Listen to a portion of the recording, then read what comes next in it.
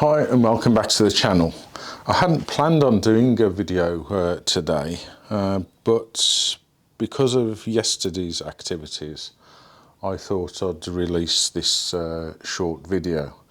Now, the idea of the job yesterday as a little break from the welding work, of which more will be coming up in videos pretty soon, was to I've cut off this section of perished coolant drain from the vent box, and I've removed the blower motor here, and as you can see, I don't know if you can see it, down here is what's left of the drain rubber tubing, and that goes in behind here.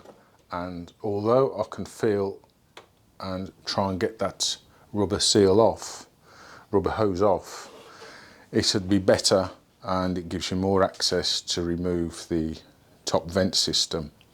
And there's another piece of metal in there that collects the water and lets it drain out through this rubber tube. So the idea is to remove the vent system. Pretty straightforward job. There's one nut to undo underneath the dash, then 3 nuts here which holds it in place. Remove that, then 2 screws, and you lift out the drain system, and hey presto, you can get access to remove the rubber hose. But it's never as easy as that, is it?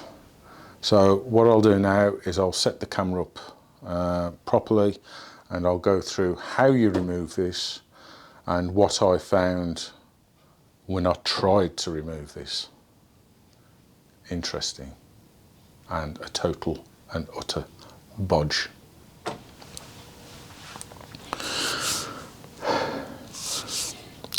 So as I said in the introduction, it's supposed to be a fairly easy job. And the first job is to remove this connecting rod from the vent lid down to the cool air lever, which opens and shuts. So I'll just show you where this attaches to a bracket. If I show you a bit closer, this attaches to a bracket under the coolant flap underneath the dash, and all you need to do is unscrew this nut here, and once you've undone these 3 nuts, it should just pull out. So I'll show you where that is under the dash. So what we need to do is just open this vent flap here. So we do that by pulling this lever across, which, as you can see, lowers the vents.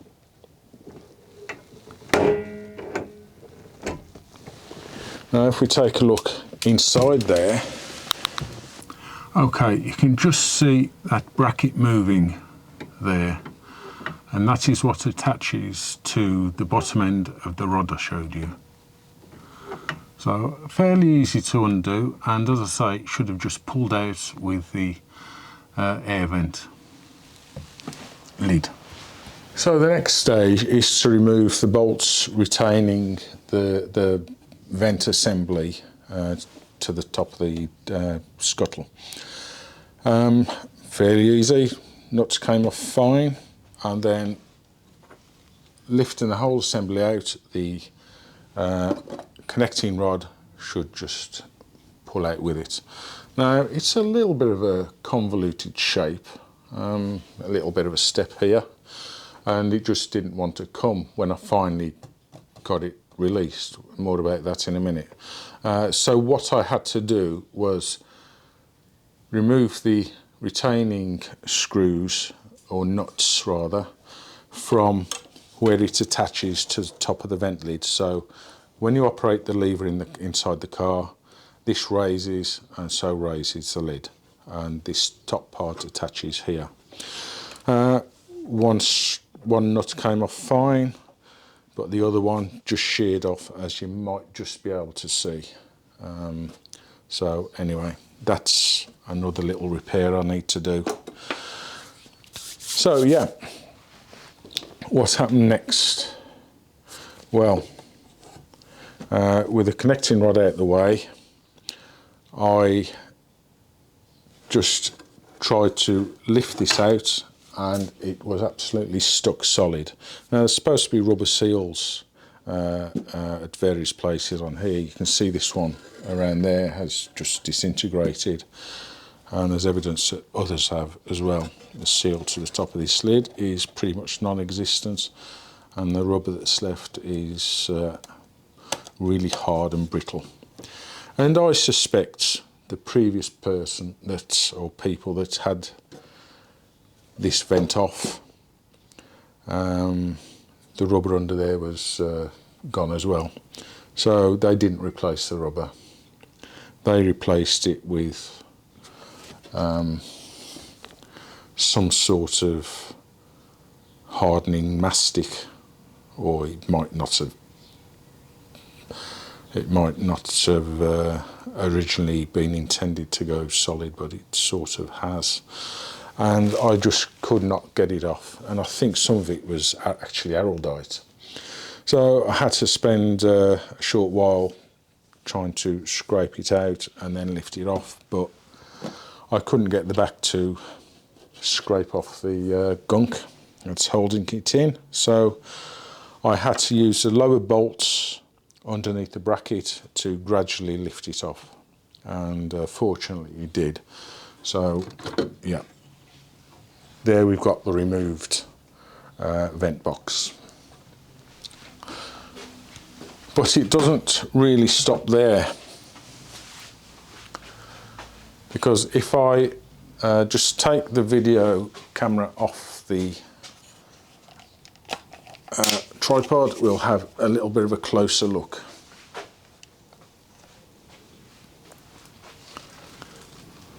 And as you can see, all of this stuff here is all of that hard mastic or some other compound that they've used.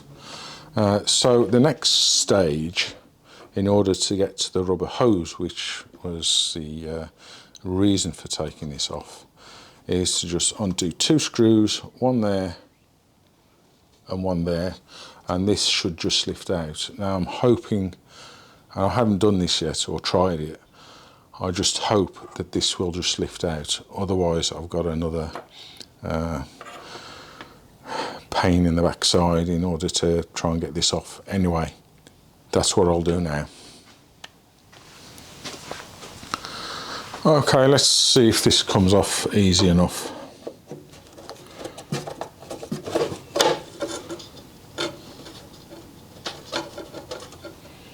That's one.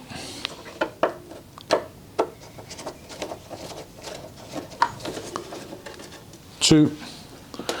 And now, will this just lift off?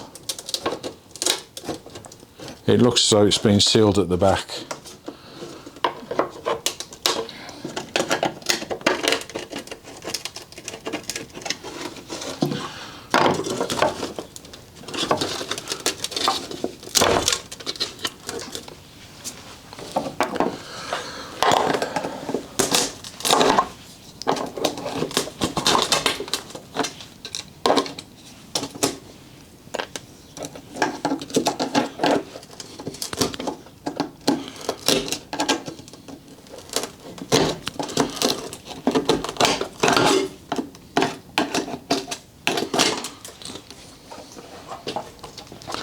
So I think what I'm going to do, to avoid me cussing and swearing on camera, is to come back when I've managed to get this off. So this is only really 3 or 4 minutes later, and it was just held on a little bit here and over here by some of this gooey stuff. So let's just zoom out slightly. Out the other way.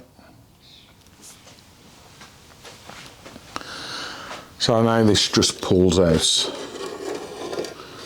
and there we are.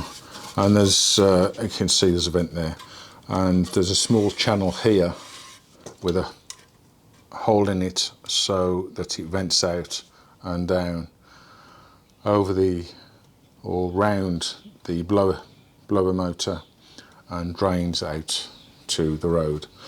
So that is what I wanted to get to, so that I can cut this off and then replace the rubber.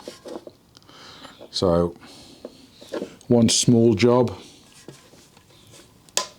ends in a bit of a pain and a mess to clear up, and to find some rubbers, which I think you can, but it's going to be cleaning this up.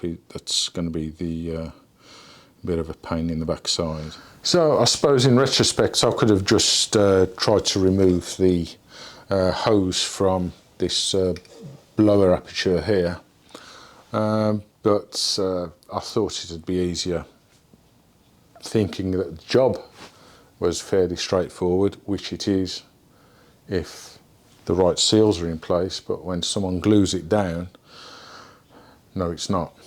So I'm glad I've done it, because I can rectify something else that someone's bodged. And I suppose that's the name of the game. Some people like to bodge, and some people like to do it correctly. Yeah, a bit of a pain, but it keeps me out of trouble, I suppose. So on that note, thanks for watching. Hope you've sort of enjoyed this video, and as I say, there's going to be lots more coming up in the coming weeks. It's been a bit difficult to get time to work on the Rover recently, but that's changing, and I've got a couple of weeks now where I can get stuck into all of the welding work, and there's a fair bit of it. So yeah, thanks for watching. Please like and please subscribe. It does, and comment, because it all does make a big difference to the channel. And yeah, thanks for watching. I'll see you in the next one. Bye.